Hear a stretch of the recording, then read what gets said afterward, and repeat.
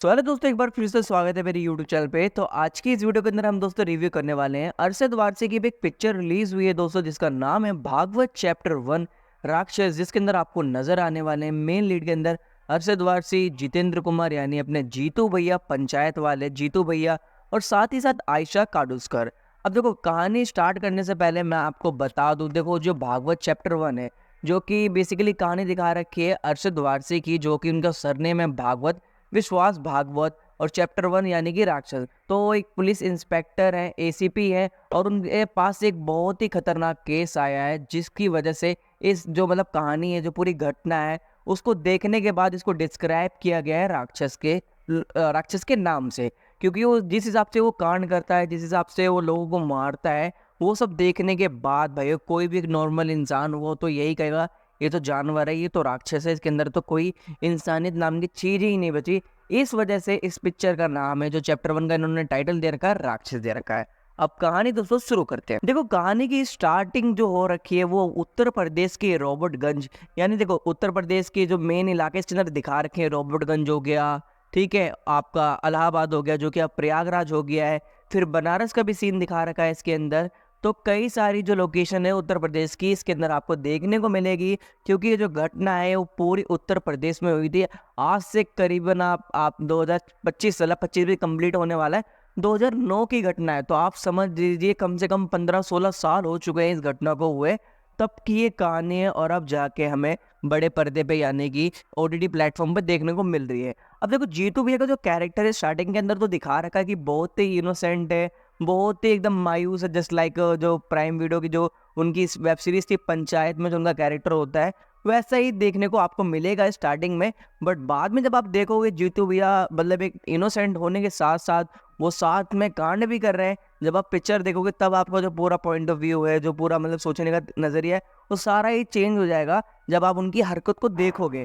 देखो, स्टार्टिंग में तो क्या, जीतू भैया एक आयशा जो काडुस्कर एक फीमेल एक्ट्रेस है, जिसका मतलब कैरेक्टर मीरा है। मीरा से भाई वो मोहब्बत उनको हो जाती है।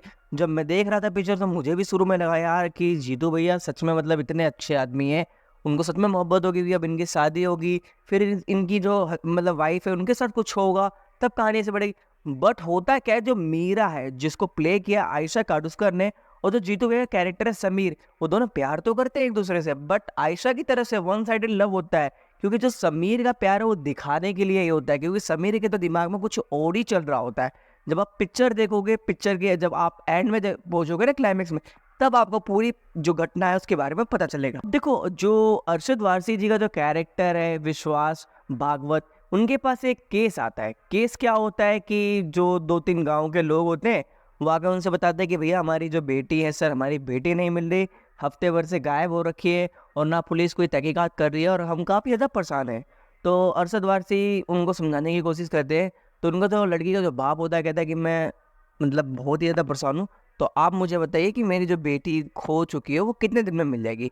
तो अरशद वारसी कुछ नहीं कहते हैं, बस वो उनके पास जाते हैं, बोलते हैं आप मुझे सिर्फ 15 दिन का टाइम दीजिए, 15 दिन के अंदर आपकी जो लड़की गायब है पूनम मिश्रा, उसको ढूंढ के मैं लाऊंगा, ये मेरी जिम्मेदारी है। उसके बाद जो अंकल जी हैं वो अरशद वारसी को परेशान नहीं करते, अरशद वारसी अपना काम शुरू कर देते। जो भी इनकी इन्वेस्टिगेशन होती है, रिसर्च होती है, फिर वो जो कॉल रिपोर्ट होती है, सारी चीज़ें वो निकलवाते हैं। जब पूनम मिश्रा की जो कॉल डिटेल्स वगैरह होती हैं वो निकलती है, तो उसमें से 5-6 नंबर सेलेक्ट होते हैं। अब देखो, जो नंबर उसके अंदर निकलते हैं, पहले तो देखो स्टार्टिंग में मुझे भी डाउट होता है कि बहुत जल्दी केस क्लोज हो जाएगा। मैंने फिर सोचा अगर केस इतनी जल्दी क्लोज हो जाएगा तो फिर कहानी का आगे क्या होगी। जो नंबर मिलते हैं वो एक्चुअल में किसी और के होते हैं, और जिसके नंबर होते हैं वो ऑलरेडी कई महीने से, कई सालों से गायब हैं। कईयों का तो पता ही नहीं चला, कईयों की तो बॉडी ही नहीं मिली। जिसको देखने के बाद अरशद वारसी भाई काफ़ी ज़्यादा शॉक्ड हो जाते हैं। वो कहते हैं यार कि मैं जिसको ढूंढने चाहता हूँ वो पहले से ही गायब है, फिर उसकी कॉल डिटेल में मैं जिसको ढूंढने चाहता हूँ वो भी पहले से गायब है। आखिर ये कांड कर कौन रहा है? मतलब पूनम मिश्रा गायब होगी, फिर उसके साथ साथ हर इलाके की, रॉबर्टगंज हो गया, सूबेदारगंज हो गया, इलाहाबाद हो गया, कानपुर हो गया, लखनऊ हो गया, फिर अपना बनारस हो गया, हर जगह से लड़कियां गायब होती जा रही हैं। और फिर एक टाइम पे 1980 की भी इसमें घटना दिखा रखी है कि जब एक टाइम पे कोई बहुत ही बड़ा क्रिमिनल था, उसने भी 13-13, 14-14 साल की जो बच्चियां होती हैं उनको गायब किया था। तो स्टार्टिंग में तो देखो, जो केस है ना, ऐसा लगता है कि जो प्रोस्टिट्यूशन का केस होता है, आप जानते हो ना, जो धंधे वगैरह करती हैं, तो उसका केस लगता है कि ये जो लड़कियां सप्लाई करके बाहर विदेशों में भेजते हैं, तो अरशद वारसी भाई बहुत से जो रेड लाइट इलाका होता है वहाँ पे भी छापा मारते हैं। छापा मारने के बाद उनको वहाँ पे कुछ ज़्यादा जानकारी तो नहीं प्राप्त होती। बस वहाँ का जो ऑनर होता है, ऑनर कहता है कि मैंने देखो किसी से लड़कियाँ नहीं खरीदी, अगर मैं खरीदूंगा अभी तो मैं बाहर की खरीदूंगा और बाहर ही बेचूंगा, क्योंकि यहाँ पे हो सकता है उसके खुद के फैमिली वाले भी आ जाए तो धंधे में कुछ प्रॉब्लम हो सकती है। तो इसके बाद अरशद वारसी वहाँ से ध्यान हटका के फिर दूसरी तरफ ध्यान हट लगाते हैं। फिर उनको भाई वो जो सीसीटीवी फुटेज होती है, वहाँ पे एक फोटोग्राफर होता है, जो फोटो उन्होंने क्लिक करी होती है उससे पता चलता है कि एक जो जीतू भैया का जो कैरेक्टर है ना, इसमें स्टार्टिंग में तो समीर दिखा रखा है, फिर राजकुमार के नाम से, मतलब इतने नेम इन्होंने बदल रखे हैं। जैसे जैसे वो लड़कियां बदलते हैं वैसे वैसे अपना नाम भी बदलते रहते हैं। तो जब मैं यार ये पिक्चर देख रहा था ना, मेरे को तो पहले स्टार्टिंग में लगा कि यार जीतू भैया थोड़ा पागल है, मतलब थोड़ा उनका जो कैरेक्टर ना वो थोड़ा साइको टाइप का है। क्योंकि अरशद वारसी को भी जब इंटेरोगेशन में वो पूछताछ कर रहे थे कि तुमने ऐसा क्यों किया, अगर चलो तुम शादी नहीं करना चाहते हैं, तुम उसके साथ नहीं रहना चाहते, तुम मना करते थे, तुमने उसको मारा क्यों? कह रहा नहीं मैंने तो किसी को नहीं मारा, मैंने तो बस उनको बोला कि तुम अपने रास्ते मैं अपने रास्ते, मैंने तो किसी को मारा ही नहीं, क्या प्रूव हुआ आपके पास कि मैंने उसको मारा है? तो ये सारी चीज़ें चलती हैं। फिर ये जो मामला है कोर्ट के अंदर जाता है। कोर्ट में जाने के बाद भी जो अरशद वारसी है वो भी काफ़ी ज़्यादा इंटेंस हो जाते हैं, क्योंकि उनके पास जितने भी एविडेंस वगैरह होते हैं वो प्रॉपर नहीं होते एज पर द कोर्ट। और जो जीतू भैया का जो कैरेक्टर है समीर, वो कहता है कि मैं जो अपना केस है वो खुद लड़ना चाहता हूँ, मैं किसी के भरोसे नहीं, क्योंकि मुझे ना वकील पे भरोसा है ना पुलिस वालों पे, मैं अपना केस खुद ही लड़ूंगा। तो जो भाई वो साइनाइड की गोलियां वो लड़कियों को देते थे, उनके साथ पहले वो संबंध बनाते थे, शादी करते थे, उनके गहने ज्वेलरीज वगैरह लूट के फिर उनको साइनाइड की गोली देके बाथरूम के अंदर मार देते थे। फिर जिससे वो साइनाइड खरीदते थे कीमे वाले से, तो उससे बोलते भी थे कि तुम्हारे पास कोई एविडेंस है, क्योंकि देखो कोर्ट के अंदर ना बातचीत नहीं चलती कि मैंने तुम्हें दिया था भाईचारा समझ के, कोर्ट में ये सब नहीं चलता। कोर्ट में चाहिए 100% एविडेंस। पर्ची है आपके पास, कोई रिसीट है, कोई स्लीप है, अगर वो है तो आप पेश कीजिए, तब इनके ऊपर जो मुकदमा है वो लगेंगे, ठीक है। अब इसको देखने के बाद तो भाई वो जो कीमे वाला बंदा होता है वो भी पलट जाता है। वो कहता है कि नहीं मेरा तो कोई हिसाब नहीं है, तो मेरे बस यहाँ पे कीमा खाने आते थे, मेरा को कोई नहीं जानता, मैंने तो उनको ना कभी साइनाइड बेचा है। अब भाई अरशद वारसी फिर टेंस हो जाते हैं कि आखिर साला ये इतना चालाक बंदा है, इसने सारी चीज़ें ऐसे तरीके से करी है कि इसको कहीं से भी हम पकड़ नहीं पा रहे। फिर एंड में होता है क्या, जो मीरा है जिसको प्ले आयशा काटुस्कर ने किया, तो मीरा के बारे में पता चलता है कि मीरा एक अपनी अलग ज़िंदगी जी रही है किसी और नाम से, और वो काफ़ी ज़्यादा परेशान है। फिर अरशद वारसी करते क्या है, जितनी भी लड़कियां होती हैं 17-18 लड़कियां होती हैं, उनकी सबकी फ़ोटो लेके जाते हैं मीरा के पास, और मीरा के पास उनको जाने के समझाते हैं कि देखो मैं मानता हूँ तुम्हारे साथ बहुत गलत हुआ, बट तुम एक बार सोच को तो देखो, तुम तो चलो जिंदा हो, बाकी वो जो 17 फैमिली हैं जिसकी 17 फैमिली बर्बाद हुई, जो 17 लड़कियां जिनकी ज़िंदगी इस बंदे ने बर्बाद करी है, उनकी फैमिली के साथ क्या बीत रही होगी।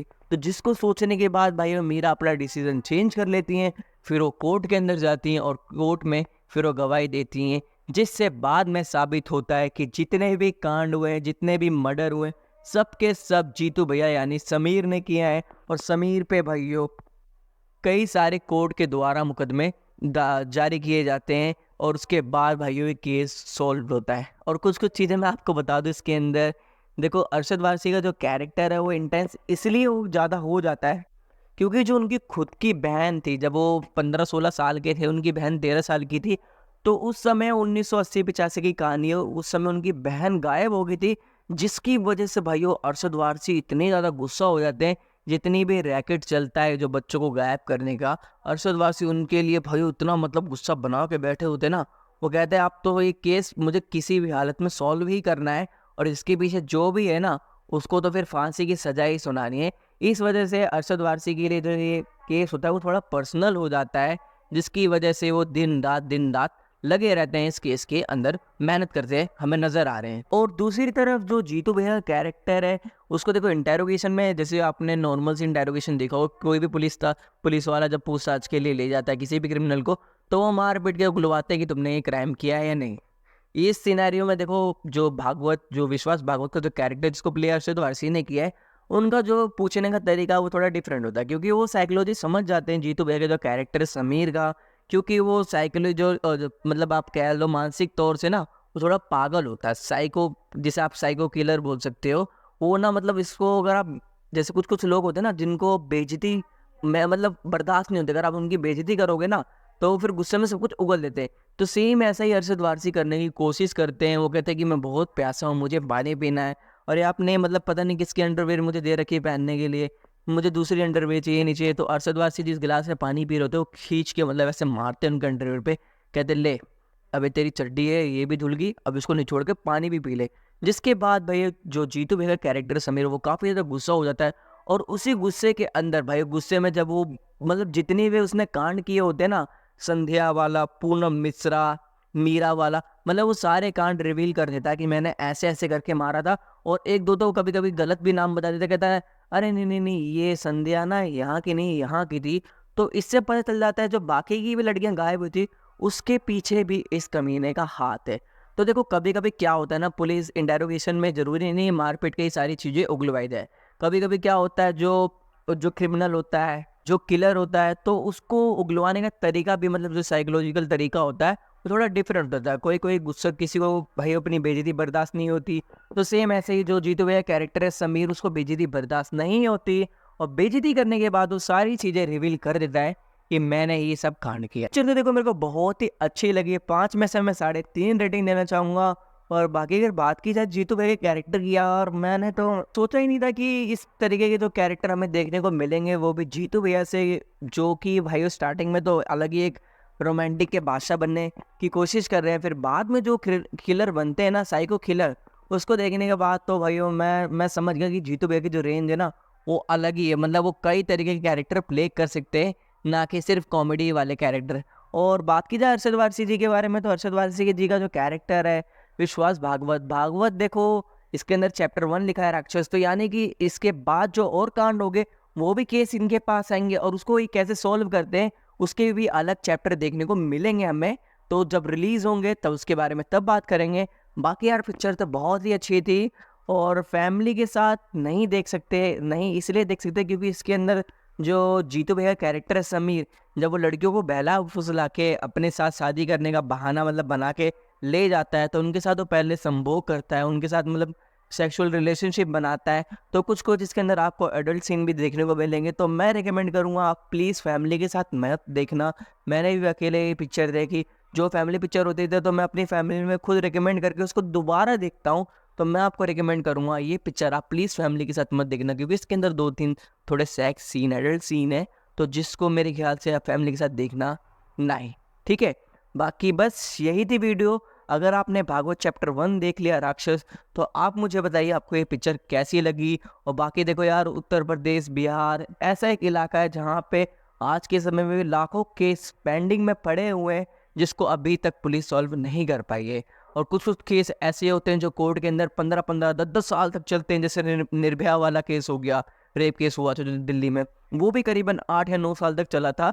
तो इसमें मैं ये नहीं कहूँगा कि जो हमारी जो लोक अदालत है उसकी कमी है, मैं इसमें कमी ये कहूँगा, एक तो ह्यूज पॉपुलेशन है, फिर हमारे पास केसेस इतनी ज़्यादा है, और फिर सिस्टम करप्ट है थोड़ा, जिसकी वजह से हमें इतनी ज़्यादा देरी देखने को मिलती है अपने जो हमारे जो बड़े बड़े कोर्ट हो गए, हाई कोर्ट, सुप्रीम कोर्ट हो गए, उनके डिसीजन में। बाकी बस यही थी वीडियो। और वीडियो पसंद आई तो वीडियो को लाइक कर दीजिए, अपने दोस्तों के साथ शेयर कर दीजिए, और कमेंट करके बताइए आपको ये पिक्चर कैसी लगी। तो चलिए दोस्तों, इस वीडियो को यहीं ख़त्म करते हैं। इस प्रकार की कोई भी पिक्चर होगी, किसी भी मूवी का अपडेट या मूवी का रिव्यू, वेब सीरीज़ का अपडेट या वेब सीरीज़ का रिव्यू, आपको मेरे चैनल पे सबसे पहले देखने को मिल जाएगी। तो चलिए दोस्तों, इस वीडियो को यहीं ख़त्म करते हैं। जल्दी मिलेंगे इस प्रकार की वीडियो अपने चैनल पे लेके आते रहेंगे। तब तक के लिए जय हिंद, वंदे मातरम।